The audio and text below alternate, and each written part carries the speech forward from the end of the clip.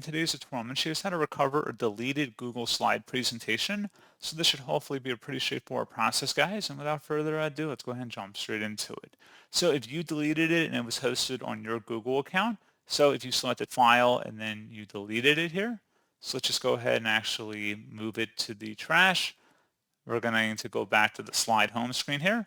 Now, if you want to recover it, you would just go and select the three-dotted main menu icon at the top left, select where it says Drive, and then on the left side, there should be a trash bin folder. Go ahead and select that.